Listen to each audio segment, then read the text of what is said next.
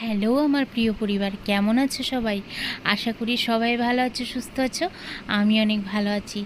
বেশ ওয়েদারটা আজকে অনেক ভালো, একদম বৃষ্টি বৃষ্টি ভাব, কিন্তু বৃষ্টি হচ্ছে কম একদম, কিন্তু বেশ ওয়েদারটা ঠান্ডা ঠান্ডা, বেশ ভালো লাগছে। তাই ভাবলাম তোমাদের সাথে একটু শেয়ার করি। দুপুরের দৃশ্য কিন্তু এটা। এখন বাজে দুপুর 2টো কি 2:30, দেখো কেমন মানে রাত হওয়ার মতো, অন্ধকারের মতন হয়ে যাচ্ছে, মানে সন্ধে লেগে যাচ্ছে। তো চলো, বেশ দেখতে আকাশটা ভালো লাগছিল, তাই তোমাদের সাথে শেয়ার করলাম। আজকে দুপুরের লাঞ্চ মেনুতে কী কী ছিল তোমাদের সাথে চলো একটু শেয়ার করি।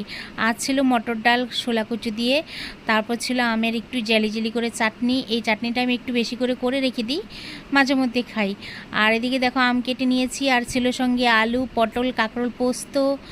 তারপর চলো ভাতের থালাটা বেড়ে নিই। আজকে তো সাদা ভাত বেড়ে নিলাম, তারপর দিয়ে দিলাম এক টুকরো লেবু, তারপর দিয়ে দিলাম বেগুন ভাজা, আর এখন দিয়ে দিব উচ্ছে ভাজা।